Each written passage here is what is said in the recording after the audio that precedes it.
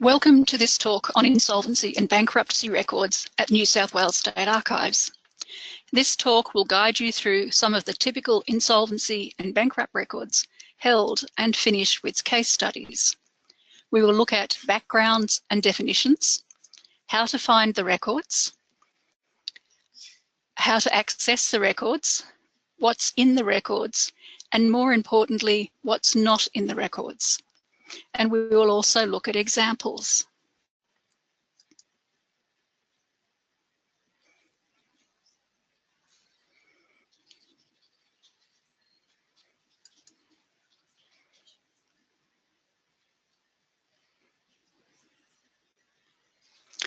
These files are about debt, how it was acquired, and finding a method to settle it. Wilkins Micawber in Charles Dickens' David Copperfield was incarcerated in a debtor's prison after failing to pay off his creditors. Dickens based the character on his own father, who ended up in the debtor's prison while Charles was a child. And many will be familiar with the Micawber Principle: annual income £20, annual expenditure 19, 19 and 6, result happiness, annual income £20, annual expenditure £20, ought and 6, result misery. While viewers who were born after the 14th of February 1966 might not understand imperial currency, the message is still clear. Spending more than you earn results in problems for those both who owe the money and those who are owed the money.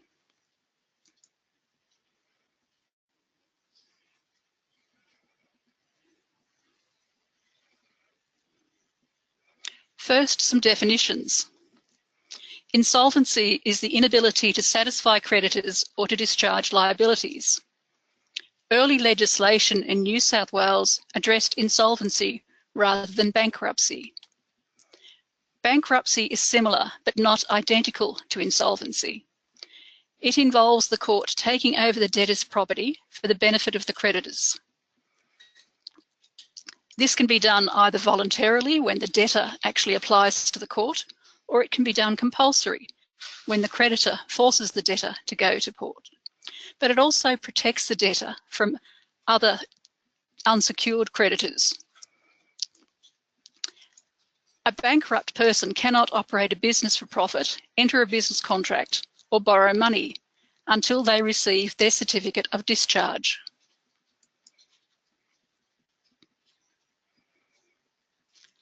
Some more definitions. A debtor is the person who owes the money. A creditor, the person to whom the money is owed. A sequestration order is the order made by the court giving either the trustee in an insolvency or the Register of Bankruptcy in a bankruptcy control of the debtor's property. In the bankruptcy records, the date of sequestration is the official date on which the debtor becomes bankrupt. If there is no sequestration date in the bankruptcy index, then the case was settled without the debtor being made bankrupt. The certificate of discharge is issued when the insolvent or the bankrupt have satisfied the courts. Once the certificate is issued, the person is no longer insolvent or bankrupt.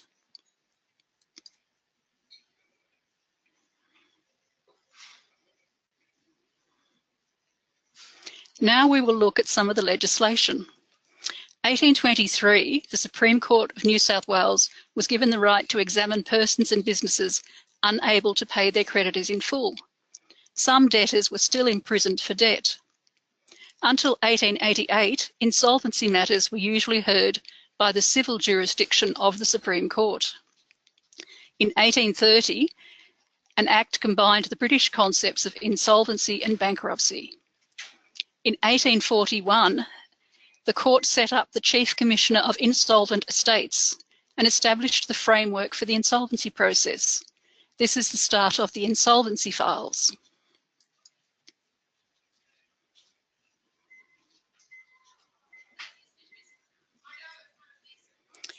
In 1887, the bankruptcy jurisdiction of the Supreme Court of New South Wales was established. And from 1888, insolvency records are combined with the bankruptcy records. The power to hear cases could be delegated to the Registrar of Bankruptcy, and cases could be heard in local areas by district registrars. The 1st of August 1928 is a very important date because that's when the Commonwealth of Australia took charge of bankruptcies and insolvencies. Bankruptcy records after this period are at the National Archives Australia, whose website is www.naa.gov.au.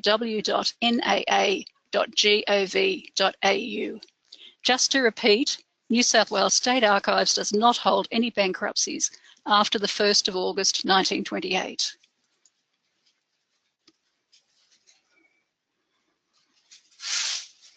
This graph shows the relationship between the wider economy and the personal economy, with the number of insolvencies and bankruptcies rising dramatically in times of wider depression, such as 1892 to 94 and the Great Depression of 1929. Both were times of local drought and worldwide financial upheaval. As this graph only shows from 1888 to 1932, it does not include the worst depression that occurred in New South Wales, which was in 1842 to 43. Why was it the worst? Because New South Wales was a one-industry economy based on sheep, and when the price of sheep dropped, the economy sank. But more on that later. I draw your attention to the 1892-94 depression, which was preceded by a sharp fall in prices and rents. This depression hit the banks hard, and many financial institutions closed. The effects of the 1911 drought can be seen in the rise of the 1912 figures, as can the effects of World War I. The 1924 downturn follows a slight boom created by World War I. The New South Wales figures run out in July 1928, and therefore you have that little drop in 28, which just means that we don't have the figures for the rest of the year.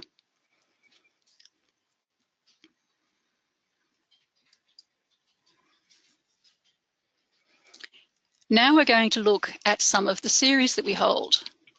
There are the insolvency files from 1842 to 1887, the bankruptcy files from 1888 to 1929, the insolvency cause papers, which have big gaps and really only run from 1824 to 1863, and then there are a few from 1888.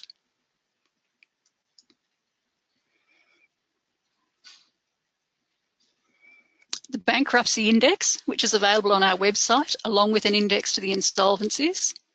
The court books of the Registrar in Bankruptcy. The term books, Causes and Matters in Banco.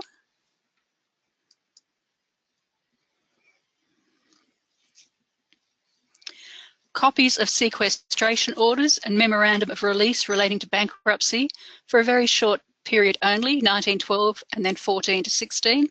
And this information is also available in the bankruptcy files. We have copies of letters sent from the Carter's Barracks Debtors Prison from 1835 to 1839.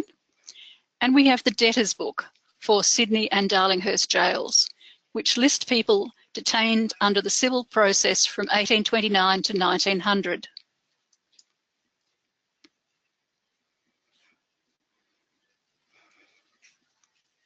Now, how do you find our guides and finding aids?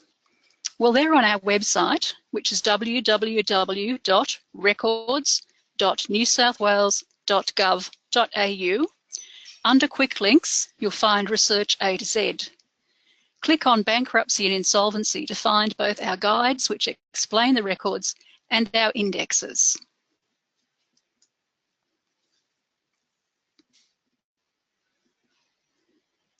There are 238,000 entries in the Insolvency Index and over 28,000 entries in the Bankruptcy Index.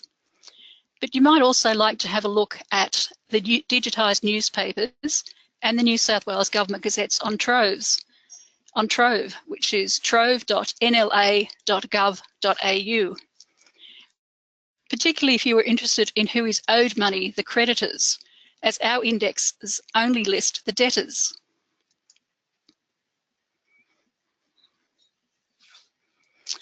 Both the Insolvency Index and the Bankruptcy Index have similar fields that can be searched. But you're not restricted to only searching for names. All fields can be rearranged either alphabetically or by date, and by clicking on the heading in the index. You can search for place, date, occupation. You can combine those. Why not get creative? Here we have index entries for gold miners and for married women, which is not to imply that I think married women are gold diggers. If there is no sequestration date in the index, it means that the person was examined by the court but not made bankrupt.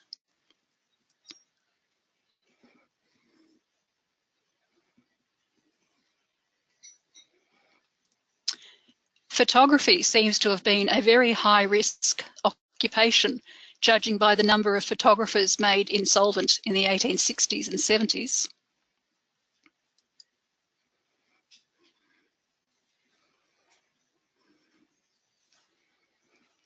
If you are doing social history or economic history or local history, you can search by locality. So here we have people who've been made bankrupt in the Queanbeyan area, or you can even search by date. And this is the list that starts the insolvency files starting from the 1st of February 1842.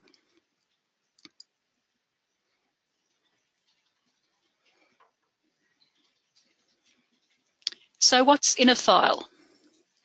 The files document the process of becoming insolvent or bankrupt.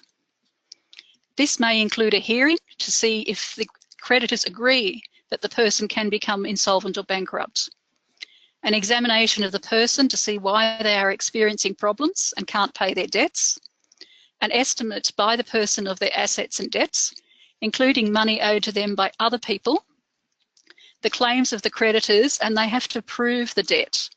So this means the files contain a wealth of information about other people whose names do not appear in the indexes, about hidden people.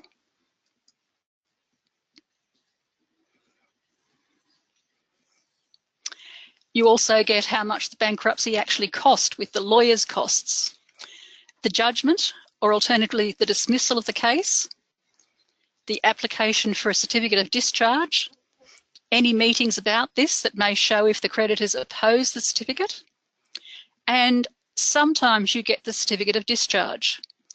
But from 1905 to 1928, between 60 to 80% of bankrupts did not bother to apply for their certificate.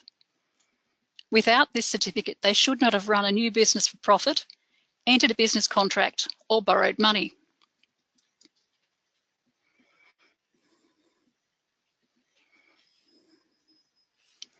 A more interesting question is what is not in the files. The files actually contain very little personal details of the debtor. They include the name of the debtor, where they live, their occupation, and the name of the creditors. There's no need for them to produce a tax file number or a driver's license number, their age, their date of birth, their place of birth, none of the kind of detail that we now regularly put on a form. The names of the wife and children are rarely mentioned. There may be no information on the date and place of marriage. Again, these are hidden people. But the files often include intimate glimpses into the lives of others, depending upon how truthful the debtor was, and some lovely letterheads used as proof of debt.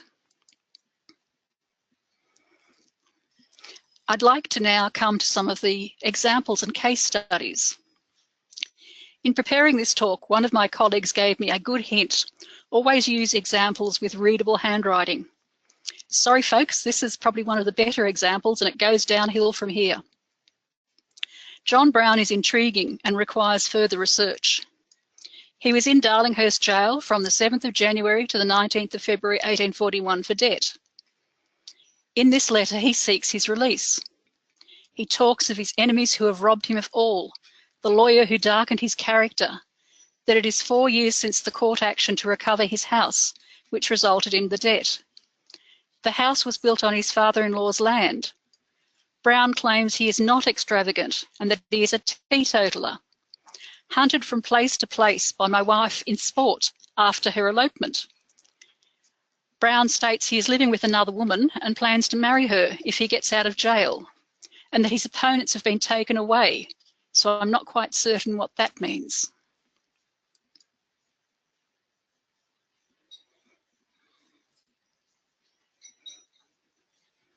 This is the insolvency in 1841 of Joseph Aarons the Younger. He was in jail from the 6th of February to the 12th of March 1841, and he is let out of jail because he becomes insolvent. He owes £803, but he is owed £284 by others. Why is he insolvent? Because he was robbed on the 1st of October 1840 between Bathurst and Wellington by bushrangers of goods and money worth £500. Later, the sheriff sold up his stock in trade, which he valued at £3,000, for only £800.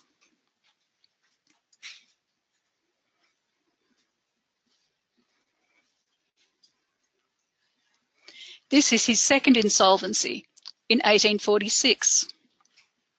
He owes £200, but others owe him £1,458. He has left storekeeping and commenced a business boiling down sheep.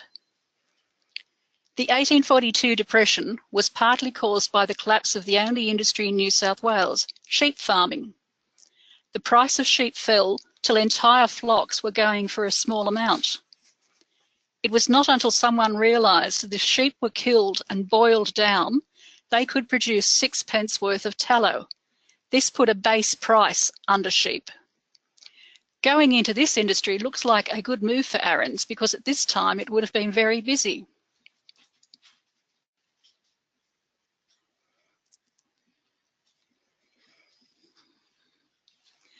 But the 1851 letter from his assignee explains part of the problem. The assignee cannot recover money that Aarons is owed by his debtors because they are either insolvent or have left the colony. So Aarons eventually gets his certificate. I believe he became a hotel keeper after this.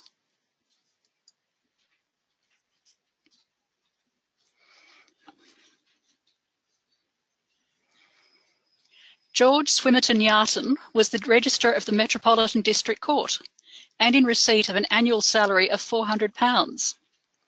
His wife had property in her own name, and he blamed his insolvency on her spending. Yet curiously, we never get to learn her name. Here we have a bill from Francis Giles and Company, Sydney. We have the Baker's Bill from J.C. Heil in Glebe Road. They were getting 40 loaves a week. And we have a list of their household furniture.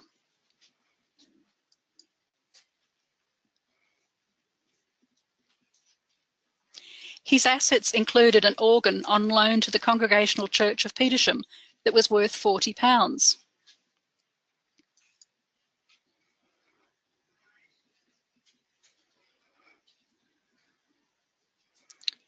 Jabez Young of Bathurst attributes his insolvency to the general depression of business in Bathurst, as well as the depression in his business of hairdressing and perfumery. His list of goods includes pomade, scent, shampoo, razors, a shampoo apparatus, a hot water fountain, a hair cutting chair, mirrors, razors, and curling tongs.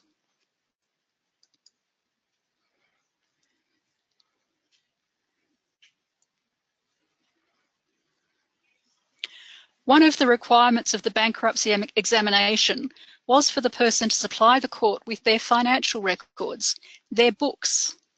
Nathaniel Jones, a miner from Dudley near Lake Macquarie, did not keep books, so he included in his file his pay envelope from the Lambton B Pit, Dudley, signed by the mine manager, S. Crowdis, a very rare survivor.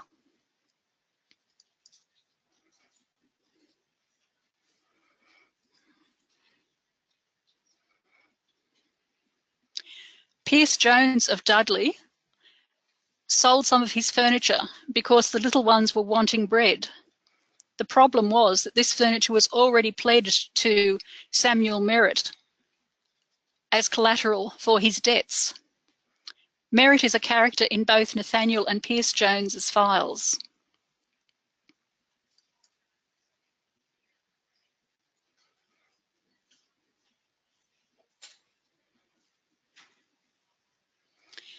Each bankrupt had to face examination.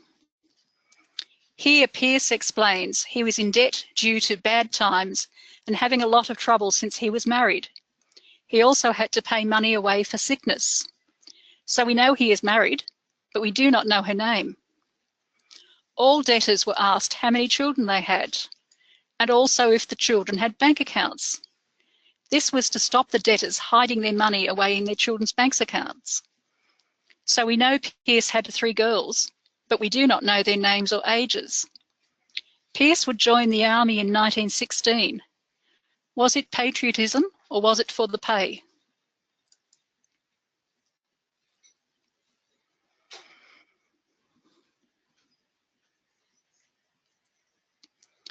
Percival Edward Addison of Corindi was a civil servant who went bankrupt in 1904. This is his certificate of discharge issued in 1911.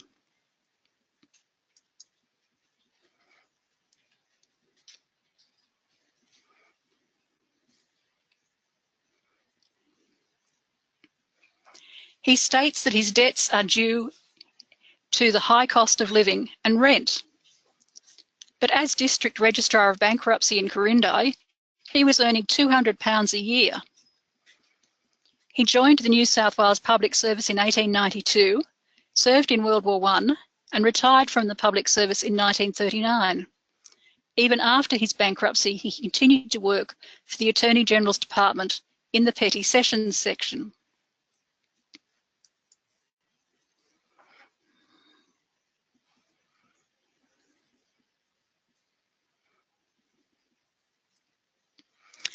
And here's some of that lovely letterhead that I promised you. So we have the grocer's bill and the butcher's bill. Very well itemised and on lovely Corindi letterhead. C.S. Roundtree and Company and Porter, the Corindi Butchery. These are actually in the files as proof of the debts.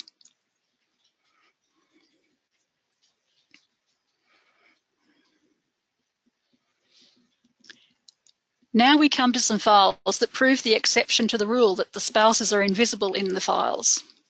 Ada Violet Mitchell and George Mitchell, who were husband and wife bankrupts.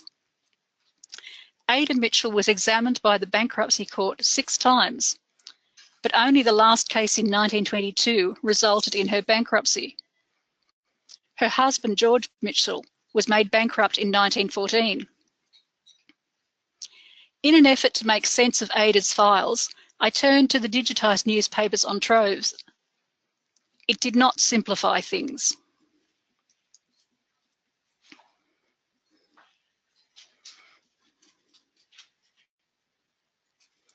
Ada was involved in 13 court cases between 1913 and 1922, as well as the 6 bankruptcy hearings. And this is a timeline of those court cases.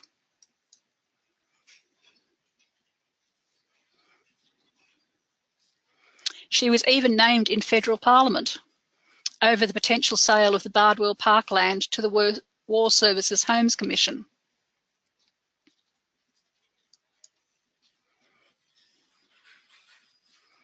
Again, more of her court cases, some of which were withdrawn after the debt was paid.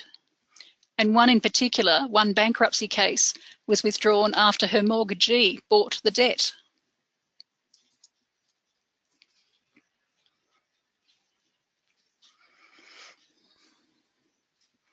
In the bankruptcy case in 1922 that finally sent her bankrupt, the case stemmed from a debt of £129 owing from a 1919 court case. Her liabilities were over £33,000. She did own real estate worth £96,000, but these were all mortgaged and no money could be obtained by selling the assets.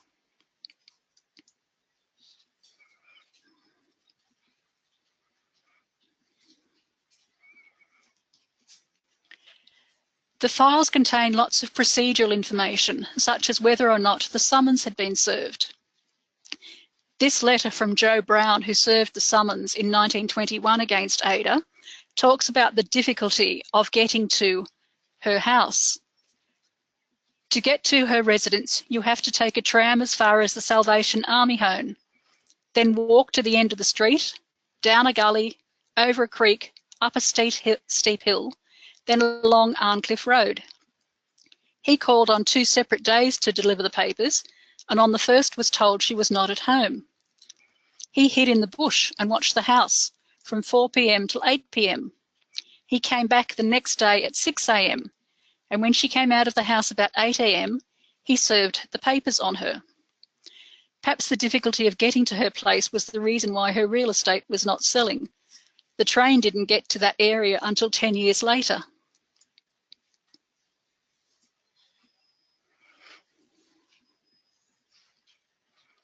This is from George's bankruptcy in 1914. George didn't own any property. He only owned shares in some mining companies and other companies. He had previously run a furniture manufacturing business, and his examination details the history of that firm.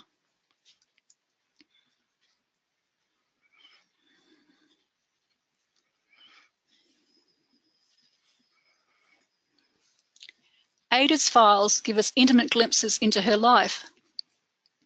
We learn in 1919 that she had been ill, influenza leading to heart strain, and that this was made worse by fretting about her brother's death, according to her husband.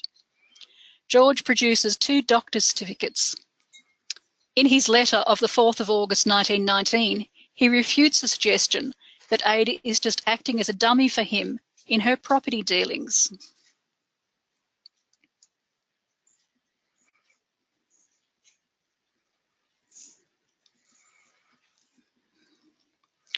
But Ada's evidence on the 27th of March 1922 in her final bankruptcy file does suggest that she was not totally in control. I have 5 children, the eldest is 11. My husband acted on my behalf. My husband knows more about the transactions in land in a way that I do. My husband can give the court more information regarding the transactions between us and the creditors. My husband kept all the books. He would negotiate for the purchase of property, but he always consulted me. Solicitors have generally done the work for me. If I want money for myself, I go to my husband for it. I have no private means myself. My husband has been acting as an estate agent. He has always given me money to provide for the family. I had no property of my own when I married, which is interesting because in some of the newspaper articles, George claims that she had £10,000 worth of property when he married her.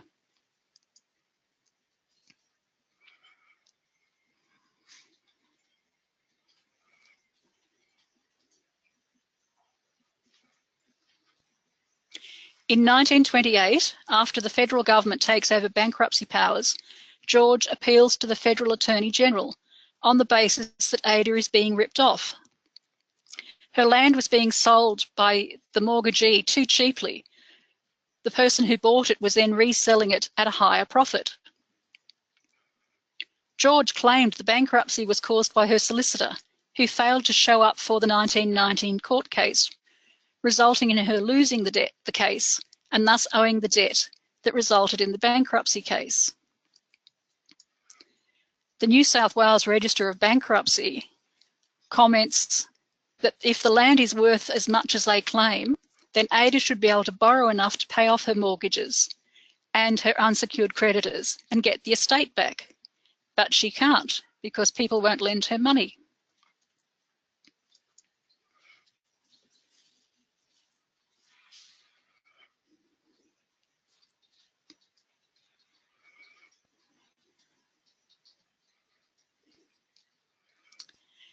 The newspaper Truth disliked George, and there are lots of articles in both Truth and Smith's Weekly which don't say very nice things about George at all. The photo is from his 1928 jail photograph.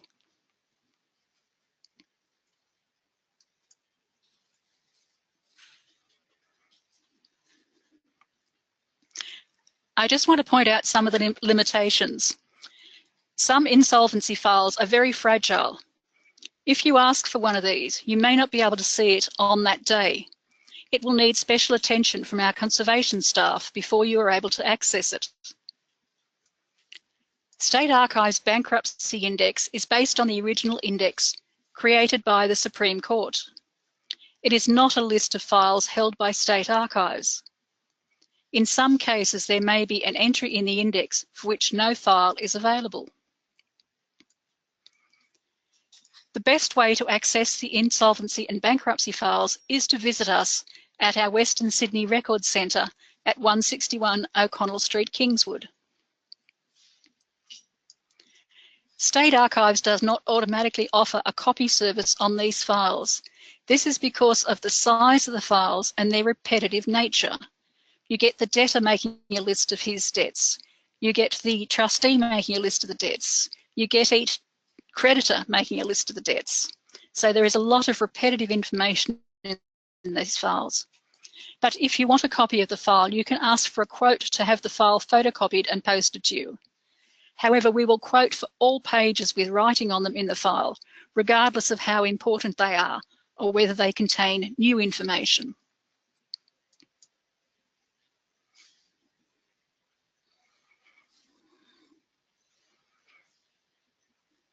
So what happened to Micawber? After Wilkins Micawber exposed Uriah Heep as a forger and a cheat, and thus saved David Copperfield, Micawber and his family emigrated to Australia. Micawber became a successful sheep farmer and paid off his creditors. So presumably he wasn't sheep farming during the 1840s. He later settled in the town of Port Middlebay.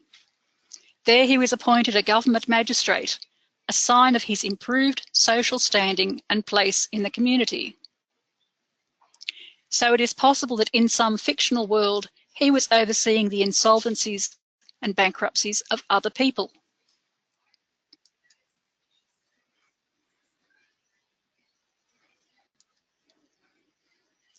Today we have looked at what the terms insolvency and bankruptcy mean, and the legislation that governed the files that we hold here at State Archives. We have looked at how to find the guides and indexes on the New South Wales website, which is www.records.newsouthwales.gov.au. We have looked at the variety of ways you can use the indexes to access the records. We've also looked at what's in the records, and more importantly, what's not in the records. I had a customer tell me the other day as she handed a file back, I can't tell if that's my person, there's not enough identifying material.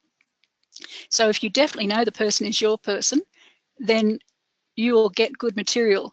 But if you're just fishing looking for a John Smith, you may not necessarily find out who that bankruptcy or insolvency file is actually about. And we've also looked at some examples of files. I hope this demystifies insolvency and bankruptcy records for you and helps you to enjoy them. This concludes my part of the slideshow.